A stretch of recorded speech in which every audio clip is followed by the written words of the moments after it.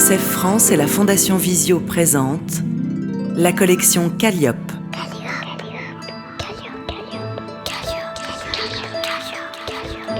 Des livres pour tous les enfants, y compris aveugles ou malvoyants.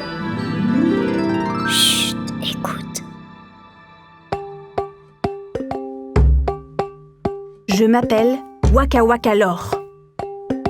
Waka Waka Lore, avec un bruit de raclement de gorge à la fin. Texte, Shanna Stiefel. Illustration, Mary Sullivan. Il y a très longtemps, à l'époque de la préhistoire, Waka Waka Lore est une mignonne petite fille aux cheveux roux, crépus, coiffée de 2 couettes hautes. Elle a un visage rond, des yeux bien noirs, des taches de rousseur sur les joues et est toujours pieds nus. Waka Waka Lore était d'humeur explosive.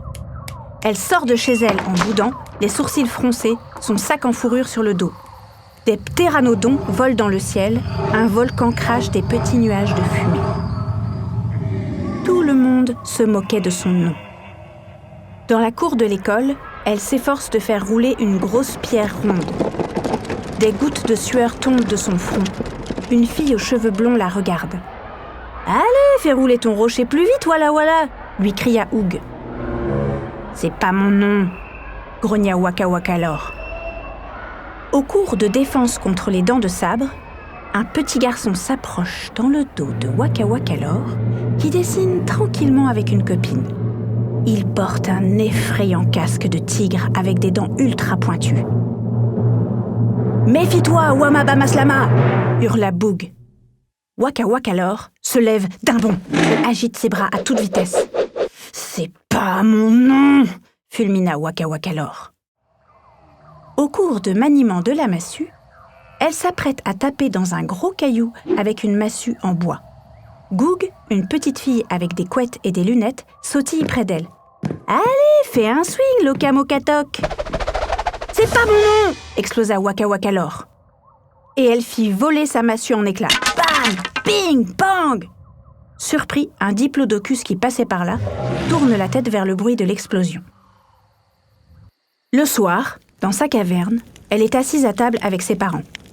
Elle fait des gribouillages sur un cahier. Son papa et sa maman travaillent sur des sortes d'ordinateurs en pierre.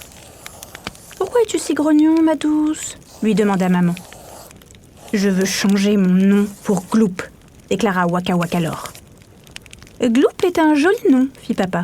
Mais Waka Waka Lore est dans la famille depuis tant de lunes. » Près d'eux, un bon feu de cheminée réchauffe la pièce aux murs couverts de dessins.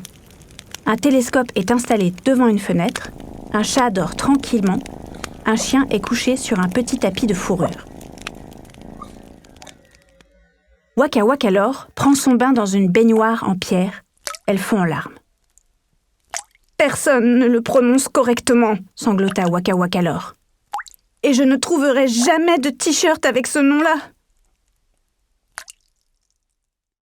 Plus tard, elle s'est endormie avec son chien, confortablement allongée dans son petit lit, sous une couverture en fourrure. Ses parents la regardent et s'interrogent. « C'est quoi un short-tee ?» demanda maman. « Moi, je crois que notre fille a perdu la tête, dit papa. Il faut l'amener au vieux Moore. » Le vieux Moore était si vieux qu'il ressemblait à un batracien tout fripé et sentait la crotte de mammouth pourrie. Mais c'était le plus sage néandertalien du village. Il a des cheveux blancs attachés en queue de cheval, porte une longue tunique blanche et a plein de colliers et bracelets et une boucle d'oreille en os. Waka Waka Lore est assise en face de lui, sur un rocher, l'air tout triste. « Qu'est-ce qui ne va pas, petite Wama Wama Lore ?» l'interrogea le vieux Moore. « Je m'appelle Waka Waka Lore !» cria la fillette. « Je te fais marcher, c'est tout, » gloussa le vieux Moore. « Je veux un nom facile à porter, comme Oug, Boog ou Goog, » pleurnicha Waka Waka Lore. « Un nom qu'on peut trouver sur un t-shirt. » Elle s'imagine avec un t-shirt marqué Oug en train de sauver un mouton de la noyade. Ensuite, elle s'imagine en super-héroïne avec un t-shirt marqué Boog, Une cape rouge sur le dos, elle vole en direction d'un dinosaure qui ouvre grand sa gueule. Elle rêve ensuite d'être une cosmonaute sur la Lune. Elle porte un t-shirt marqué « Goog » et un casque transparent sur la tête. Elle sourit à son chien qui l'accompagne et qui a aussi un casque sur la tête. Très loin, sur la Terre, des gens la félicitent en criant « Goog, Goog, Goog, Goog ». De retour avec le vieux Moore, elle est assise sur un nuage. Il pose sa main sur sa tête. Une boule lumineuse apparaît. « Je vois, » dit le vieux Moore. « Le problème, ma chérie, c'est que tu es une visionnaire. Tu penses au futur.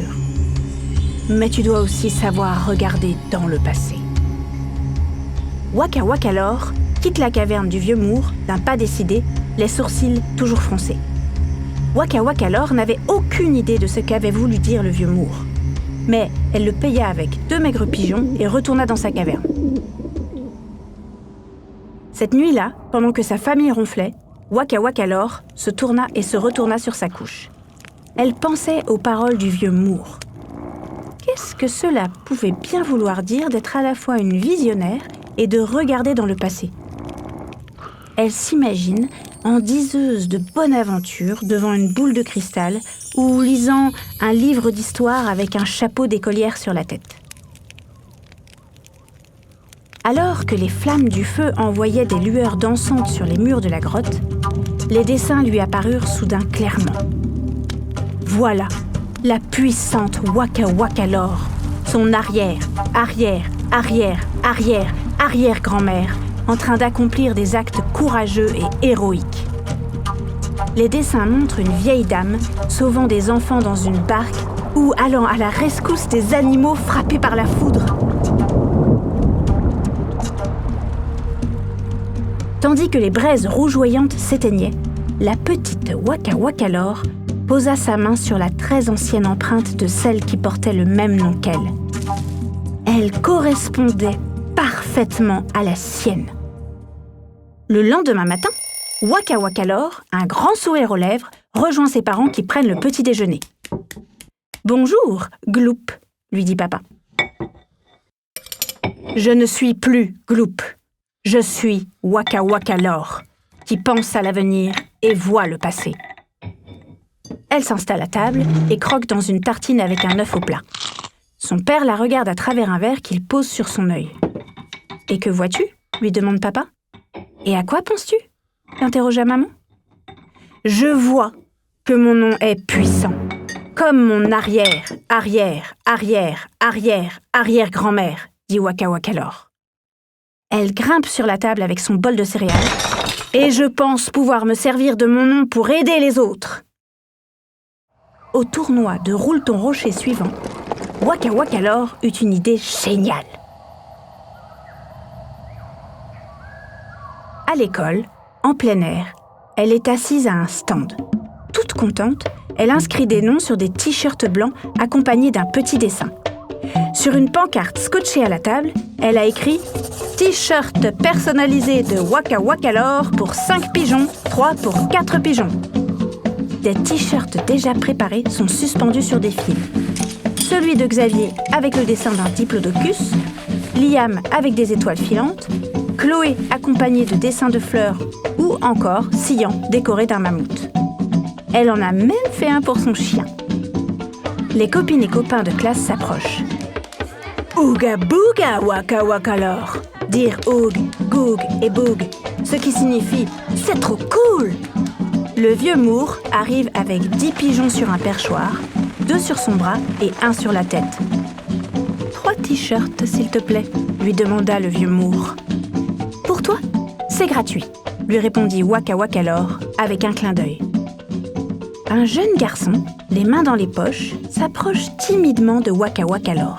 « T'as un t-shirt avec Oupa Loupi écrit dessus ?»« Pas encore », lui répondit Waka Wakalor. « Mais je t'en prépare un en 2 tours de queue de mammouth. »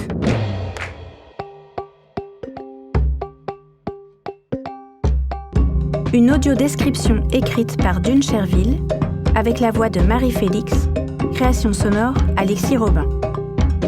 pour la Fondation Visio qui vient en aide aux enfants et adultes déficients visuels et pour UNICEF France dans le cadre de son prix UNICEF de littérature jeunesse 2023.